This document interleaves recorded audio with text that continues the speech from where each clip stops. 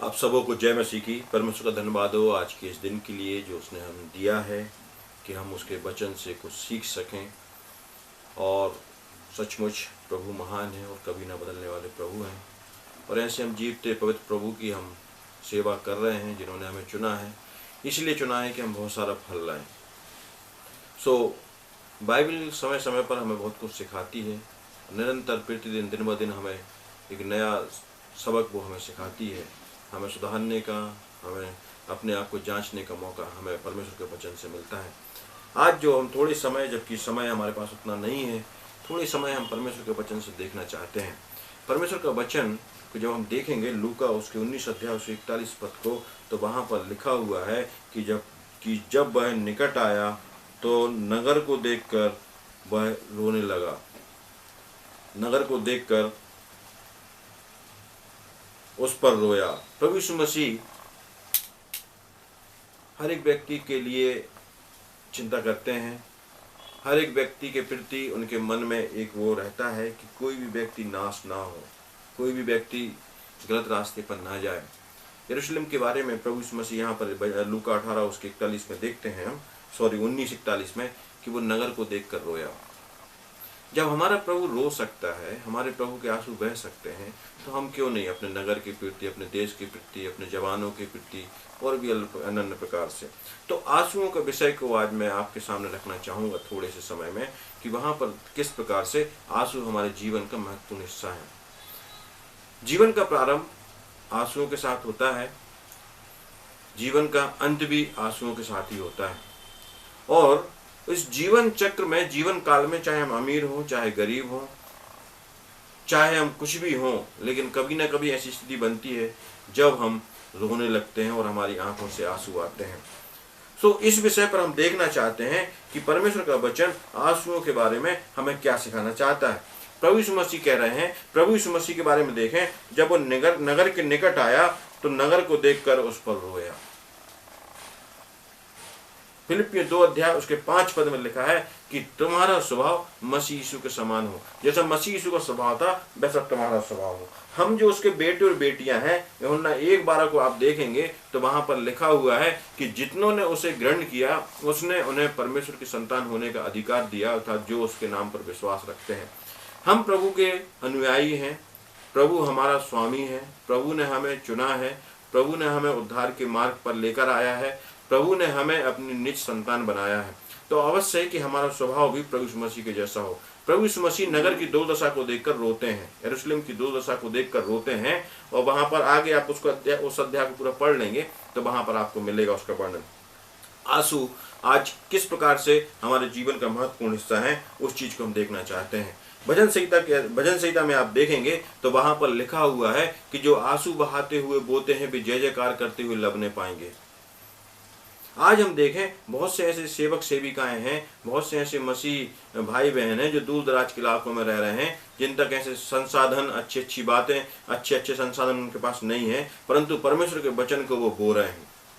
ठीक, अच्छा खाना उनको नहीं मिल रहा, अच्छे घर में नहीं रह रहे हैं, परंतु एक समय आता है जब हम देखते हैं कि वहां पर जो वचन रूपी बीज बोया जाता है वो अधिकाई से फलवंत होता है। प्रियो, जो आंसू बहाते हुए बोते हैं वे जय जयकार करते हुए लबने पाएंगे। हम इस चीज का ध्यान रखें कि जो भी सेवाएं हम प्रभु में कर रहे हैं, जो भी काम हम प्रभु में कर रहे हैं जो प्रभु की दृष्टि में उचित है, तो हमें इस चीज का ध्यान रखना है कि आज हमारे लिए लोग कहेंगे कि ये गलत कर रहे हैं, ईसाई बना रहे हैं, बहुत सारी बातें होंगी, परंतु ये चीजें नहीं है। आज जो हम मेहनत कर रहे हैं प्रभु में, वो हमारी मेहनत एक समय आएगा जब हम उसको में बहुत आयत से फलवंत हो सकेंगे। प्रभु कहेगा, हे अच्छे और धन्य विश्वास योग्य सेवक। हमें इस चीज का ध्यान रखें कि हम अपने जो मेहनत हम कर रहे हैं वो किस तरीके से हमारी मेहनत हो रही है, कैसे हम मेहनत कर रहे हैं, किस सच्चाई के साथ हम मेहनत कर रहे हैं, किस समर्पण के साथ हम मेहनत कर रहे हैं। तो हमें परमेश्वर के वचन को फैलाने के लिए अवश्य की सच्चाई से, ईमानदारी से, लगन से, एक दर्शन के साथ, एक बोझ के साथ हमें परमेश्वर के वचन को फैलाना है। तब परमेश्वर उस वचन को बहुत ऐसे आशीषित करेगा।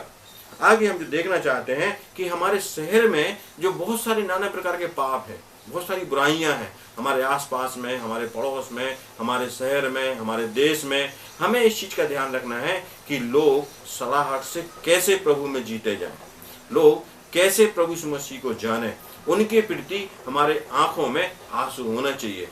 उन लोगों के प्रति, उनको बचाने के प्रति एक बोझ हमारे अंदर होना चाहिए। हम आंसुओं के साथ प्रभु के सामने जाएं और प्रभु से कहें कि प्रभु, जो विनाश हो रहे हैं, जो लोग गलत रास्तों पर चल रहे हैं, उन रास्तों से हमें, उन रास्तों जो भटके हुए लोग हैं, उनको हम कैसे आपके पास लाएं। लूका रचित सुसमाचार उसके 19 अध्याय 10 पद में लिखा है कि मनुष्य का पुत्र खोए हुओं को ढूंढने और उनका उद्धार करने आया है। प्रभु यीशु मसीह लोगों को ढूंढने और उनका उद्धार करने आया है।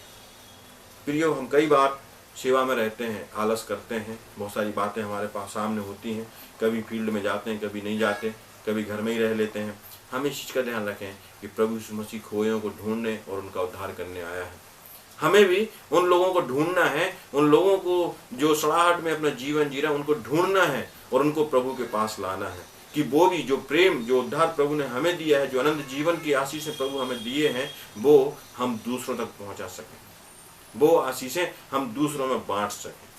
तो उनको बचाने के प्रति हमारे अंदर एक बोझ होना चाहिए। जब हम जाते हैं तो आंसुओं के साथ हम प्रार्थना करें, जब हम आते हैं तो प्रार्थना करके उन लोगों को प्रभु के सामने रख देंगे, प्रभु मैंने आपके काम को आज कर दिया।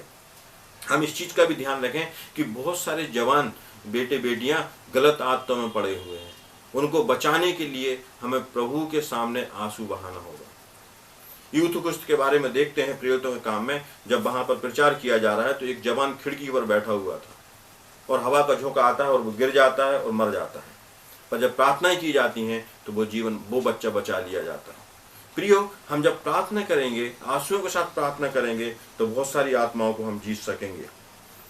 हम इस चीज का ध्यान रखें कि जो लोग सड़ाहट में जीवन जी रहे हैं, उनको सड़ाहट से लोगों को निकालना है। हम सब मिलकर जब प्रभु के काम को करेंगे तो प्रभु हमें बहुत ऐसे आशीषित करेगा और बहुत सारी आत्माओं को हम जीत सकते हैं। आखिरी बात जो हम देखना चाहते हैं वो ये है कि हमारे आंखों में एक पश्चाताप के आंसू होना चाहिए। हमारा जीवन कैसा है, मेरा जीवन कैसा है, क्या मैं अपनी गलतियां सुधार सकता हूँ, क्या मैं अपनी गलतियां मानता हूँ, या मैं स्वेच्छाचारी हूँ। तो जो पाप या कोई ऐसी बात है जो हमारे अंदर है, जो हमें प्रभु के काम करने से रोकती है, तो हम इस चीज का ध्यान रखें कि हम पश्चाताप करें, प्रभु के सामने जाएं। यदि भजन संहिता उसके 51 को आप देखेंगे तो वहां पर दाऊद के बारे में आप देखें तो पूरा अध्याय आंसुओं के अध्याय के नाम से जाना जाता है। दाऊद ने पूरा रो रो कर वो अध्याय लिखा है। जब आप चर्च हिस्ट्री को, बाइबल के इतिहास को पढ़ेंगे तो वहां पर इस चीज का वर्णन हमें मिलता है। दाऊद ने जो गलत काम किए थे, दाऊद ने जो पाप किए थे, उसके प्रति वो पश्चाताप करता है, वो प्रभु के आगे जाता है, रोता है, गिड़गिड़ाता है। हम इस चीज को जांचें, अपने आप को जांचें कि क्या मैं प्रभु के सामने सच्चे मन से गया हूँ, क्या मैंने अपने पापों की क्षमा की है, मांगी है। यदि हम पश्चाताप करके प्रभु के पास जाते हैं तो हमारे जो परिश्रम के आंसू हैं, जो हम मेहनत करके बहा रहे हैं, आज दुख हैं, एक समय आएगा जब हम जय जयकार करेंगे। हम अपने शहर में जो विनाश हो रहे हैं, शहर में जो लोग गलत आदतों में पड़े हैं, उनको हम देखें तो हम इस चीज़ को देखेंगे। जब हम पश्चाताप करेंगे तो हम इन सारे कामों को, चाहे जो हम आंसू बहा रहे हों, एक समय आएगा सच्चे मन से जो हम काम कर रहे हैं, एक समय आएगा जब हम बहुत अधिक फसल काटेंगे, बहुत सारी आत्माओं को जीत सकेंगे, लोगों को हम सड़ाहट से निकाल सकेंगे, प्रभु यीशु मसीह के काम के लिए लोगों को हम जीत सकेंगे, प्रभु यीशु मसीह के राज में बहुत सारे लोगों को हम जोड़ सकेंगे। हमें इस चीज़ का ध्यान रखना है प्रियो कि आज हम कहाँ पर हैं, हमारा जीवन कैसा है, किस तरीके से हम प्रभु के काम को कर रहे हैं। यदि हम सच्चाई से प्रभु के काम को कर रहे हैं प्रियो, तो सचमुच परमेश्वर का वचन जैसे कह रहा है कि जो आंसू बहाते हुए बोते हैं वे जय जयकार करते हुए लवने पाएंगे। तो आज हम अपने आप को जांचें कि क्या हम जय जयकार करते हुए प्रभु के काम को, जो हमने बीज बो रहे हैं, आगे जाके वो हम फसल अच्छी रीति से काट पाएंगे या नहीं काट पाएंगे। हम अपने आप को जांचें, हम अपने आप को जांचें कि लोग सड़ाहट में जो जीवन जी रहे हैं, क्या मैं उनको ढूंढने जाता हूँ। बाइबल हमें बताती है कि वैद्य भले चंगों के लिए नहीं है परंतु बीमारों के लिए है। परमेश्वर का वचन उन लोगों के लिए है जो परमेश्वर को नहीं जानते हैं, जो परमेश्वर के पास नहीं है। हमें उन तक परमेश्वर के वचन को पहुंचाना है। आज हमें अपने आप को जांचना है, हमें अपने आप को सुधारना है। जब हम ये करेंगे तो प्रभु हमारी सेवकाई को फलवंत करेगा। प्रभु का जो काम, प्रभु ने जो हमें सेवाएं सौंपी हैं, उन सेवाओं को प्रभु फलवंत करेंगे। यदि हम सिर्फ फॉर्मेलिटी कर रहे हैं तो उससे कुछ भी असर नहीं होने वाला। कोई फायदा नहीं। फॉर्मेलिटी ना करें, पर सच्चे मन से आप प्रभु के पास आएँ। हम प्रभु के पास आएँ, प्रभु हमें आशीषित करेगा। परमेश्वर अपने वचन के द्वारा हम सबों को आशीष दें।